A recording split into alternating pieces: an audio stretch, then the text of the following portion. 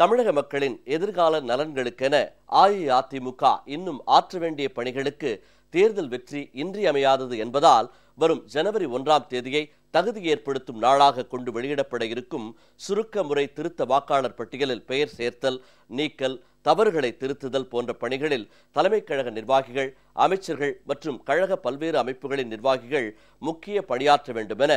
அஇஅதிமுக பொதுச் செயலாளரும் முதலமைச்சருமான செல்வி ஜெயலலிதா அறிவித்துள்ளார். அராஜகத்திற்கு பெயர் போன அரசியல் எதிரிகளின் சதிச் செயல்கள் வாக்காளர் பட்டியல் தயாரிப்பில் அரங்கேறி விடாத அளவுக்கு கழக உடன்பிறப்புகள் விழிப்புடன் செயல்பட வேண்டும் என்றும் முதலமைச்சர் வலியுறுத்தியுள்ளார்.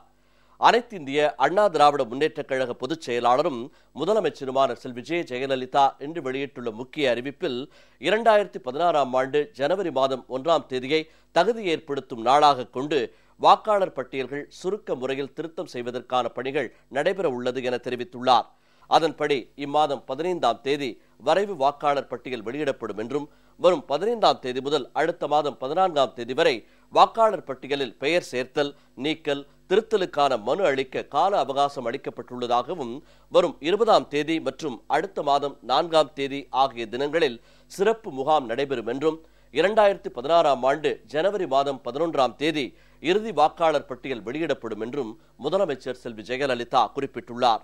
மிகவும் முக்கியத்துவம் வாய்ந்த இந்த பணியில் தலைமை கழக நிர்வாகிகளும், அமைச்சர் பெருமக்களும், மாவட்ட கழக செயலாளர்களும், மாவட்ட கழக நிர்வாகிகளும், நாடாளுமன்ற சட்டமன்ற உறுப்பினர்களும், ஒன்றியம், நகரம், பேரூராட்சி, பகுதி, கிளை, வார்டு, வட்டக்கழக நிர்வாகிகளும், ஊராட்சி கழக செயலாளர்களும், எம்ஜிஆர் மன்றம்,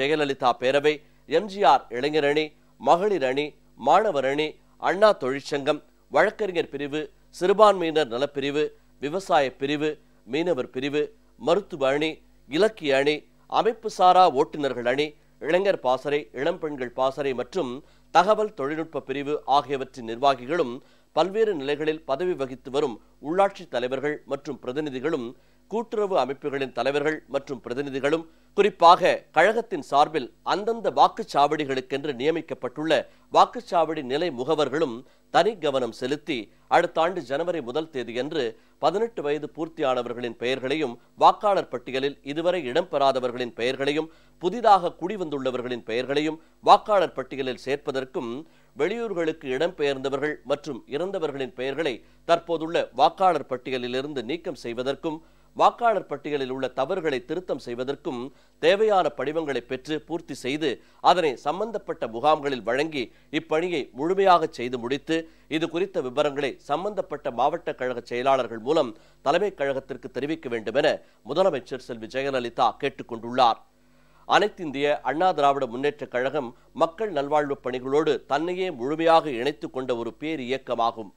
ஜனநாயகத்தில் முழு நம்பிக்கை கொண்ட நமது இயக்கம் தேர்தல் வெற்றிகள் மூலமாக மக்கள் நல்வாழ்வு பணிகள் பலவற்றை தொடர்ந்து நிறைவேற்றிக் கொண்டிருக்கிறது. தமிழக மக்களின் எதிர்கால நலன்களுக்கென இன்னும் நாம் ஆற்ற வேண்டிய பணிகள் நிறைய உள்ளன. இந்த பணிகளை ஆற்றுவதற்கு தேர்தல் வெற்றி மிகவும் இன்றியமையாதது. தேர்தல் வெற்றிக்கு நேர்மையான, முழுமையான வாக்காளர் பட்டியல் மிகவும் அவசியம் என்பதை உணர்ந்து மேற்கண்ட பணிகளில் கழக உடன்பிறப்புகள் ஒவ்வொருவரும் அக்கறை செலுத்த வேண்டும் என்றும் முதலமைச்சர் செல்வி ஜெயலலிதா வலியுறுத்தியுள்ளார். அராஜகத்திற்கும் முறைகேட்டிற்கும் பெயர் போன நமது அரசியல் எதிரிகளின் சதிச் செயல்கள் வாக்காளர் பட்டியல் தயாரிப்பில் அரங்கேறி விடாத அளவிற்கு தம் உயிரினும் மேலான தமதருமை கழக உடன்பிறப்புகள் ஒவ்வொருவரும் விழிப்புடன் செயல்பட்டு முறையான வாக்காளர் பட்டியல் தயாராவதை உறுதி செய்திட வேண்டும் என்றும் முதலமைச்சர் செல்வி ஜெயலலிதா கேட்டுக் கொண்டுள்ளார்.